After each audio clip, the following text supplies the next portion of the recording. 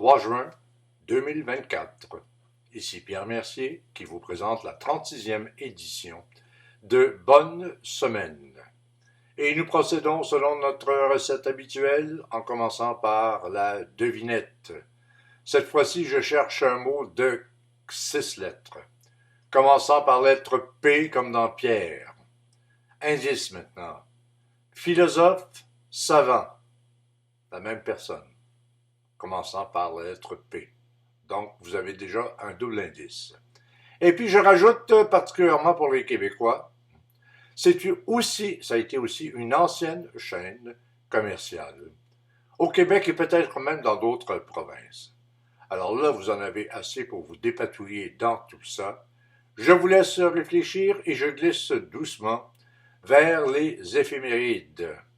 Et là, je remonte en 1943. Et je vais vous parler de mon alma mater, pas évidemment à l'époque où j'étais aux études, mais en 1943, donc, l'Université de Montréal. L'Université de Montréal existait depuis un bon nombre d'années, mais avait des pavillons comme ça répartis un peu partout dans la ville de Montréal, et particulièrement sur les rues Saint-Denis et Saint-Hubert, donc dans la partie est. Et à un moment donné, on s'est dit, et je pense que c'est sous l'égide du recteur Gaudry, qu'on a eu l'idée de se dire, bon, mais il faudrait quand même regrouper ces différents pavillons dans un même lieu physique. Et on n'a pas choisi le moindre, on a choisi le Mont-Royal. Et c'est là qu'on a construit ce pavillon, qu'on a appelé d'ailleurs de façon un peu pompeuse le phare, P-H-A-R-E, de la montagne. Parce que au-dessus des édifices et au centre des différents pavillons, des différents édifices, il y a là une tour immense qui sert, et qui a toujours servi d'ailleurs depuis sa fondation, à installer la bibliothèque et à ranger tous ces livres-là, mais on les place comme ça en hauteur, et ça donne comme ça l'impression d'être un phare, et un phare sur la montagne. D'où la symbolique, hein? Un phare sur la montagne, un phare dans la culture, dans les connaissances et tout ça. Donc, il y avait là quelque chose d'intelligent dans la conception, ne serait-ce que du choix du terme pour désigner la chose. Bon, je dois bien vous dire que ça, c'est la version officielle, qui est la juste expression d'ailleurs. Mais pour beaucoup d'étudiants, et je soupçonne pour beaucoup de professeurs aussi, on appelait ça le pénis, nous, du Mont-Royal, à cause de la forme en érection, bien sûr. Alors, c'était moins charmant, mais ça se référait à la même entité. Alors, cette construction, qui a duré quand même un bon nombre d'années, a été confiée à un des architectes québécois les plus renommés, même de réputation internationale. Il s'agit de l'architecte Comtois, qui a pratiqué l'art déco.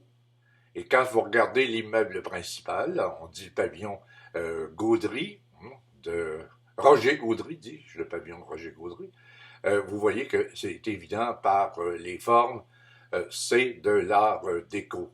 Et pour la petite histoire, c'est le même architecte qui s'était construit une maison, qui s'était fait construire et qui avait dessiné les plans de sa maison sur l'avenue des Pins à Montréal. Une maison, évidemment, art déco, et qui tranchait sur toutes les autres propriétés luxueuses de la même rue et de la même section de rue à Montréal. Et fait à rajouter, par la suite, lorsque Comtois a vendu cette maison, c'est l'ancien premier ministre Pierre Elliott Trudeau qui l'a acheté et qui l'a occupé pendant de très nombreuses années. Alors voilà pour la petite histoire. Venons-en donc à l'essentiel. C'était l'ensemble des pavillons qui se retrouvaient là. Et puis, ben voilà, c'était déjà là un immense progrès. C'était de donner à l'Université de Montréal, non pas ses lettres de noblesse, mais des édifices qui conviennent vraiment aux besoins d'une université moderne. Bon. Et puis, quelques années plus tard, sur le même site, sur l'avenue Édouard-Montpetit, on a fait construire une résidence en hauteur pour les étudiantes universitaires. Et dans le langage populaire, encore une fois, nous, on l'appelait la Tour des Vierges. Et là, tant qu'à donner dans le vulgaire, je me réfère à un mot d'esprit qu'avait eu un de mes professeurs, qui lui l'appelait, qui disait, c'était la dernière érection de Monseigneur Irénée Lucier. Monseigneur Irénée Lucier a été le recteur sous lequel on a construit cette tour. Alors donc, érection de Monseigneur, ça, tout le monde trouvait ça très drôle. Mais il fallait, encore une fois, y penser. Alors voilà, l'Université de Montréal s'installe et va se développer ensuite en rajoutant des pavillons annexes, comme les HEC, comme le Polytechnique. Et voilà, c'était la base.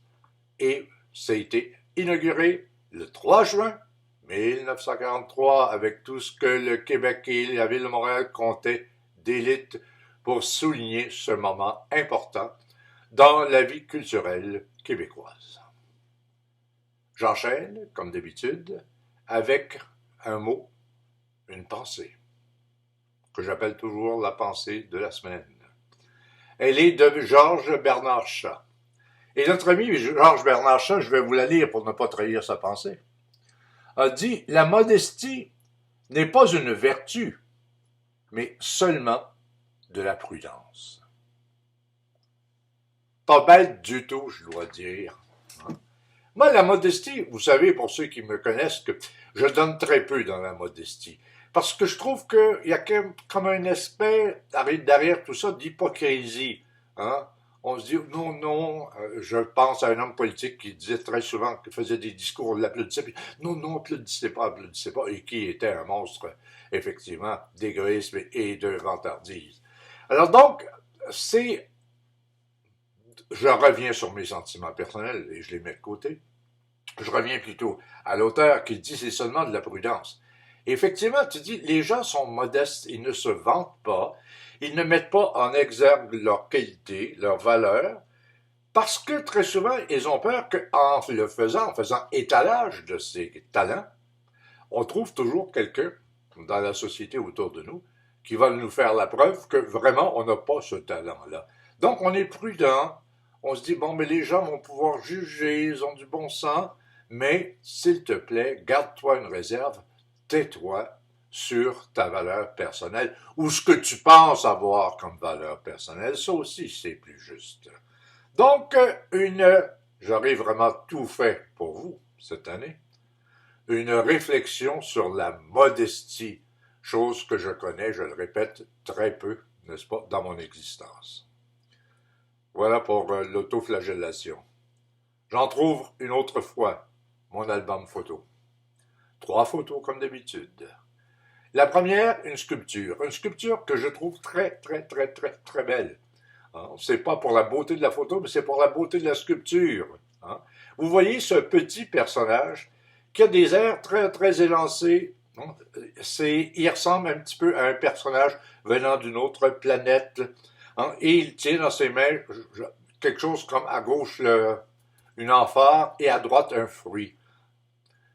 C'est l'œuvre de Picasso, qu'il a intitulé Femme, ça il faut deviner, donc on avait intérêt à voir le titre, Femme à l'orange et ou à la pomme. C'est à votre choix. Et je l'ai vue, cette sculpture-là, au musée Picasso de Paris. Une œuvre géniale, dépouillée, mais en même temps tellement évocatrice, tellement ramenée à l'élémentaire de ce que l'on veut montrer. Le grand Picasso. Je demeure dans le domaine des arts, je vais du côté maintenant du design. Je vais jusqu'à Ottawa, pas à Ottawa par contre, je vais en Ontario, à Toronto.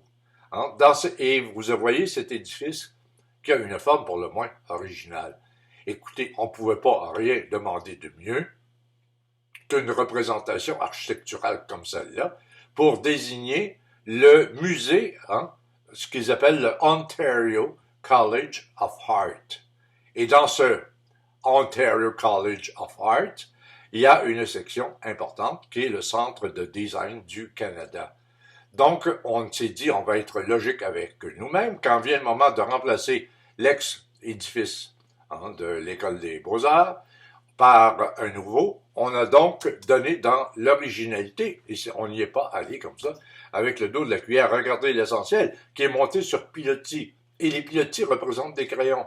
Hein? L'art, le dessin et tout. Et c'est superbement beau, élégant, et encore une fois, aérien. Et je termine avec une photo prise comme ça au hasard sur le bord d'une rivière. Vous voyez les cascades d'eau. Et puis, au centre de la rivière, un tout petit îlot serait même, à mon avis, trop grand pour désigner la chose. Mais disons, pour se faciliter la tâche, un petit îlot qui est là, avec quelques arbres, quelques arbustes minuscules. Et là, tu te dis, comment il a fait pour rester là, lui? Parce que la rivière s'est creusée, elle a creusé partout. Hein? Elle s'est encaissée, la rivière. Puis, cet îlot-là, il est resté. Pourquoi? Il faudrait faire des sondes, des sondages pour voir s'il est constitué, par exemple, de minéraux plus résistants que ceux qui étaient des sédiments tout autour. C'est probablement ça qui s'est passé aussi. Mais ça donne une impression d'isolement, de résistance. Hein? Une forme qui a résisté à l'érosion.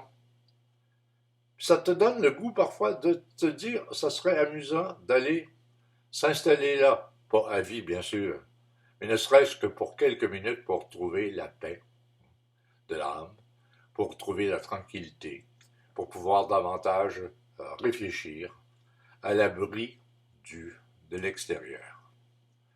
Tout ça pour dire que voici une belle photo finalement, soyons clairs. Et c'était la troisième et dernière de la série. Bon, venons-en maintenant, non pas à ma pensée de la semaine, ça je l'ai fait, mais à un mot d'esprit. Ce mot d'esprit, il est anonyme, et brillant comme la plupart des mots d'esprit anonymes, qui dit la chose suivante, il paraît que tout le monde a un bon côté. Ça, on a déjà repris cette idée-là, dire oui, on rencontre des gens et tout ça, des fois, ils nous semblent méprisables, et puis, mais si on se donne la peine, on va finalement trouver des qualités ces personnes-là. Donc, je reprends la première partie, il paraît que tout le monde a un bon côté, puis lui, il rajoute, l'auteur rajoute, donc, je dois être un cercle. Je dois être un cercle, en sous-entendu parce que je n'ai pas de côté. Alors, si je n'ai pas de côté, à ce moment-là, je n'ai pas ni de bon ni de mauvais côté. C'est pas génial, mais encore une fois, fallait y penser. Et c'est le trait principal, n'est-ce pas, d'un mot d'esprit.